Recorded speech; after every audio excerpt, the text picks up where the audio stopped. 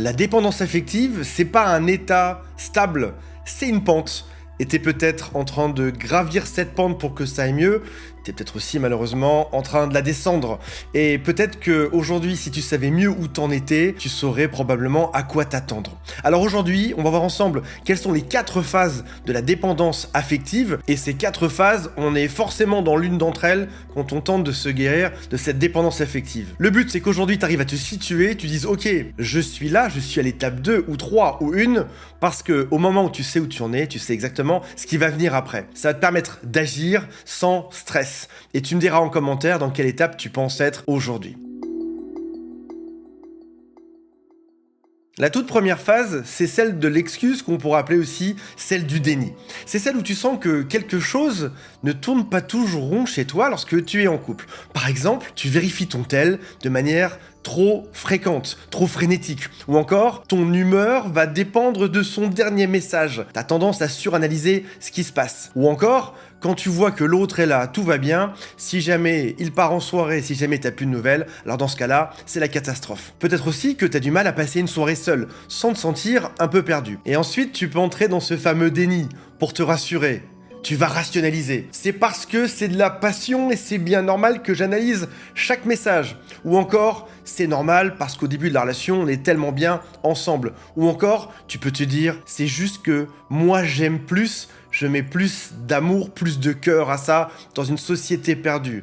Tu trouves des excuses qui ont une étiquette très positive sur des actes qui finalement montrent juste une chose, c'est de la dépendance affective. Et il y a un moment donné où tu as un doute, c'est quand tes proches viennent te voir et te disent « Fais gaffe, tu parles que de l'autre tout le temps, en boucle. » Ou parfois ils te le disent même pas, mais à chaque fois que tu parles de Jean-Pierre ou de Sylviane, tes copains vont vite changer de sujet pour que tu parles d'autre chose. Ou encore ils peuvent te dire « Tiens, c'est marrant, avant t'étais différent, avant t'appelais plus. » Avant, tu gardais tes hobbies. Avant, tu sortais un peu. Maintenant, plus. Ou encore, ils peuvent te dire, mais ça va vraiment dans ton couple aujourd'hui? Et toi, bien évidemment, tu minimises. Tu changes de sujet. Tu vas te dire, oui, c'est normal que j'aille plus autant faire mes activités parce que je suis en couple maintenant. Sauf qu'au fond de toi, il y a un signe qui ne trompe pas, c'est que tu as la sensation, tu as le sentiment caché quelque part là que ce que tu vis n'est pas proportionné. Tu aimes trop. Tu attends trop sa réponse. T'es trop perdu quand l'autre n'est pas là. Mais reconnaître ça, ce serait remettre en question la seule chose qui te fait sentir vivant aujourd'hui. Alors, tu préfères vite effacer ce ressenti et te dire non, tout va bien, c'est juste de l'amour et tu continues. La phase numéro 2 s'appelle la phase de sacrifice. Tu commences à t'effacer doucement. Tu le fais toute seule, tout seul, t'as même pas besoin que l'autre te le demande, personne ne t'a dit d'arrêter de voir tes amis, c'est toi qui le décides, parce que chaque heure passée loin de cette personne te fait souffrir. Et encore une fois, personne ne t'a demandé de changer ta façon de t'habiller, de parler, de rire, de sortir, mais tu te moules, tu te transformes dans ce que tu penses que l'autre veut, parce que, en réalité, tu serais terrifié à l'idée de ne plus lui plaire. Tu deviens comme un espèce d'esclave qui saurait exactement les besoins de l'autre avant même qu'il le dise. Tu anticipes ses besoins avant les tiens. Tu devines ses humeurs, tu t'adaptes tout le temps. Parce que, en réalité, t'as peur que si t'étais vraiment toi-même, l'autre partirait, ou l'autre ne serait plus satisfait de toi. Et tout ceci serait de ta faute, tu te retrouverais seul. Et du coup, petit à petit, tu disparais de toi-même. Tu sais même plus ce que t'aimes, ce que tu veux. Tu sais même plus ce qui te fait plaisir en dehors de cette relation. Et si jamais je te posais la question aujourd'hui de qu'est-ce qui te fait vraiment plaisir, t'aurais peut-être du mal à répondre. Ou encore, tu te rappellerais d'anciennes choses que t'as un peu effacées de ta mémoire. Dans cette relation, t'as peut-être même disparu sans t'en rendre compte. Si jamais tu veux savoir quel est ton niveau de dépendance affective, j'ai mis un quiz en dessous, juste sous cette vidéo. C'est un petit test qui te dira pile ton niveau de dépendance. Il faut savoir aussi qu'il y a un cercle vicieux qui te garde prisonnier de ça. Et ce cercle vicieux, c'est une boucle que tu vis au quotidien. Étape 1, t'as peur de perdre l'autre. Cette peur, elle est là tout le temps. C'est ce qui fait que, étape 2, tu prends sur toi. Tu ne dis pas ce que tu ressens. Quand il y a une dispute, tu ne dis surtout rien. Quand l'autre te blesse, tu ne dis rien. Tu es en train d'accumuler comme une cocotte minute. Bien évidemment, étape 3, tu exploses. Pas tout de suite, non. Tu vas exploser des semaines plus tard, sur un truc minuscule. L'autre ne comprendra même pas pourquoi tu exploses, mais c'est juste que tu as tellement accumulé en toi que ça finit par sortir. Il y a une chaussette qui traîne, t'exploses. Étape numéro 4, c'est celle qui revient au début du cercle. Tu paniques, t'as peur que l'autre parte. Et tu vas recommencer. j'ai peur qu'ils partent, je me tais, je ne dis rien, je finis par exploser, j'ai peur qu'ils partent. On va maintenant voir la troisième phase de la dépendance affective, c'est celle qu'on pourrait appeler la rupture intérieure. Un jour, quelque chose lâche. Parfois, c'est juste tout seul, et souvent, quand cette chose va lâcher, ce sera pas déclenché par quelque chose de net. Ce sera flou, tu ne comprendras même pas pourquoi tu es dans cet état. Tu es un mardi soir, devant la télé, tout seul, et tu te mets à pleurer sans aucune raison.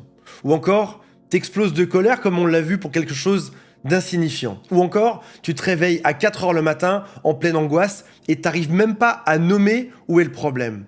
Tu te regardes dans le miroir, tu sais même plus qui t'as affaire en face de toi. C'est le résultat de mois, parfois d'années, d'émotions ravalées, de besoins ignorés et de t'être placé toi-même en dernier dans cette équation. Tout ce que t'avais bien enfoui au fond de toi, que tu avais gardé pour ne pas être rejeté, ça finit par sortir. Et tu te détestes pour avoir ce genre de réaction. Et le pire, dans cette phase, c'est que tu comprends même pas d'où ça vient. Ta relation peut être tout à fait correcte, ça peut bien se passer avec quelqu'un de bien, mais toi, t'es en train de te désintégrer de l'intérieur. Parce que t'existes uniquement au travers du regard de l'autre, et ça, ton corps finit par le refuser. Tu te dis, il y a quelque chose qui manque dans ma vie, je ne comprends pas. La réponse, elle est toute simple. La chose qui te manque dans ta vie, c'est toi. Alors pour commencer, si tu t'es reconnu dans l'une de ces phases, quelle qu'elle soit, ne t'en veux pas. La dépendance affective, c'est un mécanisme qui est profond, ancien, et tu as peut-être besoin aujourd'hui de quelqu'un qui sait comprendre ça avec toi. Et c'est pour ça que je te recommande mon propre site psychologue.fr. Ce sont des psychologues spécialisés dans la dépendance affective. Le lien est juste en dessous. La phase 4, c'est celle du réveil, et c'est celle à laquelle j'aimerais que tu arrives en voyant cette vidéo. Pendant ce réveil, tu réalises quelque chose que tu refusais de voir depuis le début, c'est que le problème là-dedans, dans toutes ces relations, n'a jamais été l'autre. Attention, je dis pas que l'autre a toujours été parfait, je dis juste que la dépendance affective, c'est probablement le marqueur commun de tout ce que tu vis entre toutes ces relations. Tu es peut-être même surpris que tes relations, au bout de quelques mois ou quelques années, se ressemblent toutes. Et le grand souci de la dépendance affective, c'est que sans l'autre, tu ne sais plus exister. Tu réalises que toute cette énergie, tout cet amour démesuré que tu déversais à l'autre, c'était pas simplement pour lui, c'était pour toi, c'était pour combler ton propre vide, ou alors pour fuir ta propre compagnie, et c'est ce qui explique que tu as autant de mal à te retrouver seul le soir avec toi-même. L'autre réalisation qui est beaucoup plus dure à entendre, c'est que tu réalises que toutes les petites attentions que tu avais pour l'autre ne sont pas des preuves d'amour, ce sont des stratégies de survie que tu as mis en place pour ne pas être abandonné. C'est ça le pire, mes amis, dans la dépendance affective, c'est que c'est une espèce de prison de verre autour de nous qui dicte tous nos comportements. Je vais faire un cadeau, je vais envoyer un SMS, je vais lui demander une réassurance pour ne pas être abandonné. Et ça, c'est épuisant. Et dans cette quatrième et dernière phase, t'as plus l'énergie pour maintenir l'illusion. On pourrait penser, super, on finit donc toujours par s'en sortir, mais je vais te dire deux choses. Ce cercle des 4 phases qu'on a vues peut prendre des années. Certaines personnes ne s'en rendent compte qu'au bout de 40 ans de mariage. La deuxième chose, c'est que ce n'est pas parce que tu te réveilles que t'en es sorti. On se dit que tant pis, on va devoir accepter ça. On se dit que celui qu'on était plus jeune n'est plus qu'un vieux souvenir et pas plus. Et parfois, on se dit qu'on doit partir de cette relation qui vient déclencher notre dépendance affective, mais on recommence le même schéma avec quelqu'un d'autre. Si jamais tu fais une thérapie, comme par exemple celle qu'on propose sur psychologue.fr, il y aura un autre toi à la suite. Et je veux pas te faire un discours de développement personnel à la noix où on se tape dans les mains en disant oui, ça va changer. Je veux te dire la vérité sur ce qui va se passer juste après. Le silence ne fait plus peur. Tu peux être seul avec toi-même. Dans le temps, être tout seul chez toi un dimanche soir, c'était un supplice. Maintenant, ce moment de solitude, c'est quelque chose que tu vas attendre avec impatience. Ton téléphone n'est plus qu'un objet qui s'illumine de temps en temps. T'es pas en train de vérifier dessus chaque message toutes les 3 minutes. Tu peux même passer une journée entière sans avoir de nouvelles de l'autre et tu n'as aucun symptôme physique. T'as pas cette espèce de nœud dans le ventre. Tu retrouves aussi tout ce que t'avais oublié sur toi-même.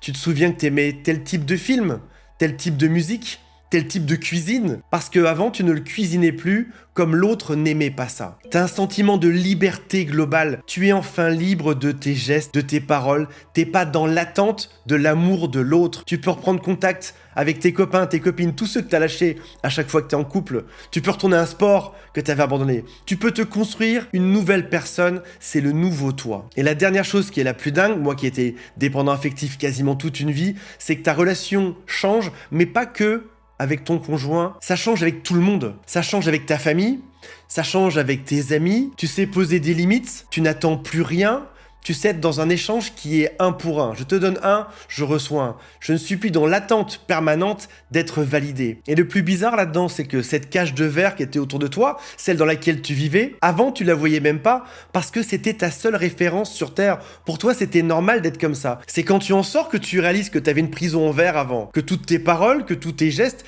étaient dictés par ça. Mais maintenant, c'est fini. Tu t'habilles comme tu le souhaites. Tu oses demander ou pas, c'est pareil. T'as pas besoin de passer par l'autre doit me regarder et valider ce que je dis. Ce filtre de est-ce que ce que je vais dire va mettre ma relation en danger? Tu le gommes, il n'existe pas. T'as un sentiment de liberté. T'as l'impression que tu peux respirer plus. Et c'est ce jour-là, ce jour de libération, que ta vraie vie démarre. Alors rappelle-toi qu'il y a 4 phases: l'excuse, le sacrifice, la rupture intérieure et le réveil, toujours dans cet ordre. Et mets-moi en commentaire dans quelle phase tu es aujourd'hui. Et la vraie question, c'est pas est-ce que je vais réussir à passer à l'étape suivante?